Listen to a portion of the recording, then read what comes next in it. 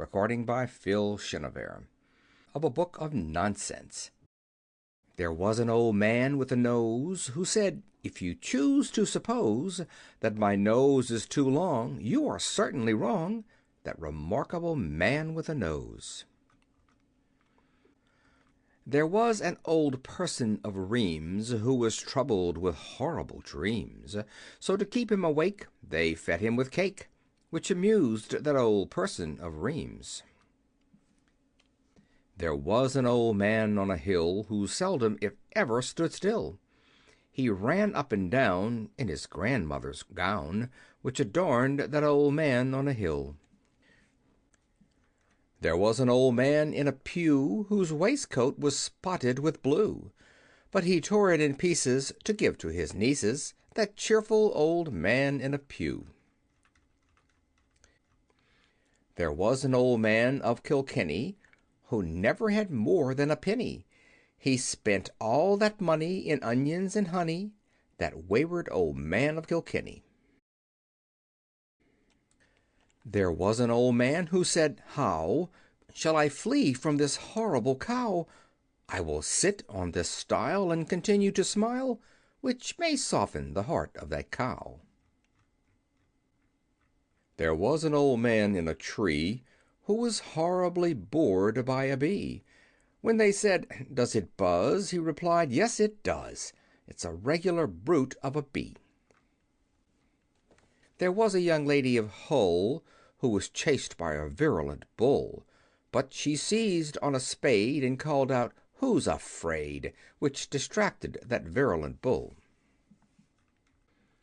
There was an old lady of Chertsey who made a remarkable curtsy. She twirled round and round till she sank underground, which distressed all the people of Chertsey. There was a young lady whose chin resembled the point of a pin, so she had it made sharp and purchased a harp, and played several tunes with her chin. There was an old man who said, "Hush! I perceive a young bird in this bush." When they said, "Is it small?" he replied, "Not at all. It is 4 times as big as the bush." There was an old man with a flute. A serpent ran into his boot, but he played day and night till the serpent took flight, and avoided that man with the flute. There was a young lady of Portugal whose ideas were excessively nautical. She climbed up a tree to examine the sea, but declared she would never leave Portugal. There was a young lady of Tyre who swept the loud chords of a lyre. At the sound of each sweep she enraptured the deep, and enchanted the city of Tyre. There was an old person of Bangor whose face was distorted with anger. He tore off his boots and subsisted on roots, that irascible person of Bangor. There was an old man in a boat who said, "I'm afloat, I'm afloat." When they said, "No, you ain't," he was ready to faint, that unhappy old man in a boat. There was an old man of the coast who placidly sat on a post, but when it was cold he relinquished his hold and called for some hot buttered toast. There was an old man of Moldavia who had the most curious behavior.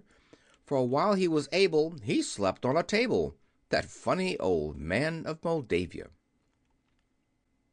There was an old person of Gretna who rushed down the crater at Etna. When they said, "Is it hot?" he replied, "No, it's not," that mendacious old person of Gretna. There was an old person of Dover who rushed through a field of blue clover, but some very large bees stung his nose and his knees, so he very soon went back to Dover.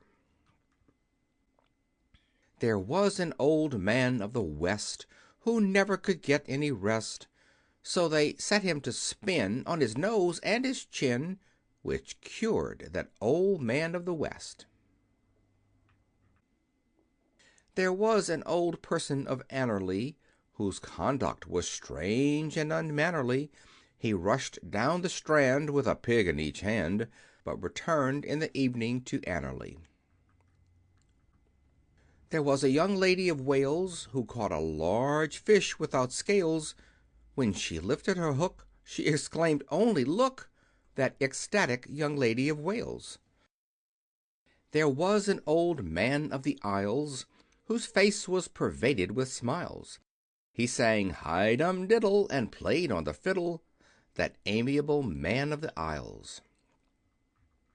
There was an old person of Basing whose presence of mind was amazing. He purchased a steed which he rode at full speed, and escaped from the people of Basing. There was a young lady of Welling whose praise all the world was a-telling. She played on the harp and caught several carp, that accomplished young lady of Welling. There was an old man who supposed that the street door was partially closed, but some very large rats ate his coats and his hats, while that futile old gentleman dozed. There was an old man of the West who wore a pale plum-colored vest. When they said, "Does it fit?" he replied, "Not a bit." That uneasy old man of the West. There was a young lady of Sweden who went by the slow train to Weedon. When they cried, "Weedon Station," she made no observation, but thought she should go back to Sweden.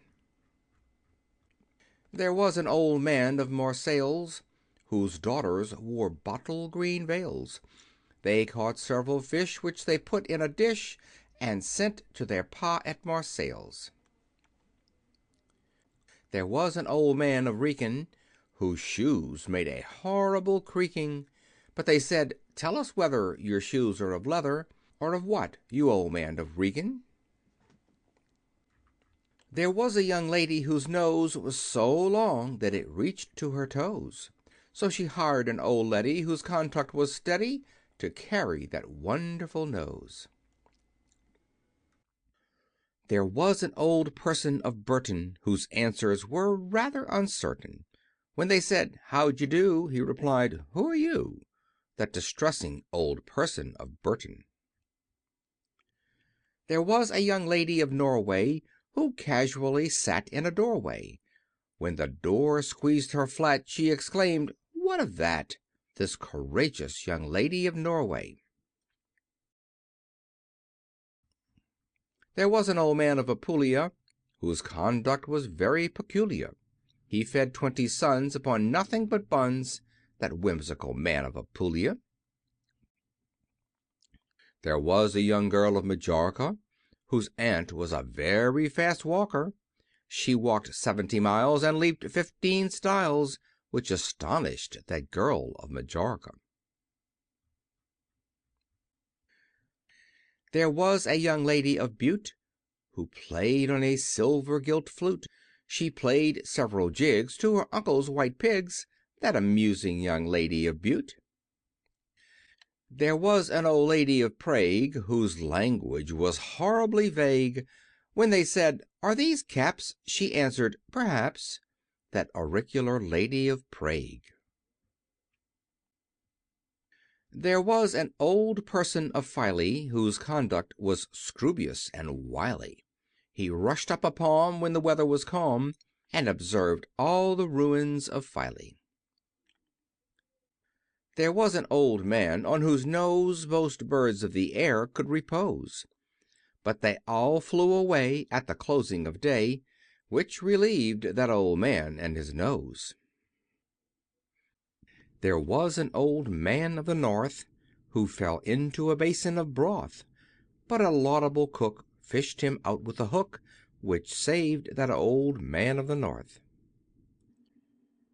There was an old person of mould who shrank from sensations of cold, so he purchased some muffs, some furs, and some fluffs, and wrapped himself well from the cold. There was a young lady of Dorking who bought a large bonnet for walking, but its color and size so bedazzled her eyes that she very soon went back to Dorking. There was an old man of Abruzzi so blind that he couldn't his foot see. When they said, "That's your toe," he replied, "Is it so?" That doubtful old man of Abruzzi. There was an old man in a casement who held up his hands in amazement. When they said, "Sir, you'll fall," he replied, "Not at all." That incipient old man in a casement. There was an old man of Coblentz, the length of whose legs was immense. He went with one prance from Turkey to France, that surprising old man of Coblentz.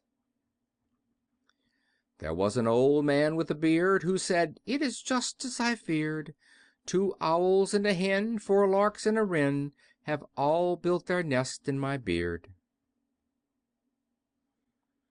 There was an old man of Dundee who frequented the top of a tree. When disturbed by the crows, he abruptly arose and exclaimed, "I'll return to Dundee." There was a young lady of Ryde whose shoestrings were seldom untied. She purchased some clogs and some small spotty dogs, and frequently walked about Ryde. There was a young lady whose bonnet came untied when the birds sat upon it. But she said, "I don't care, all the birds in the air are welcome to sit on my bonnet."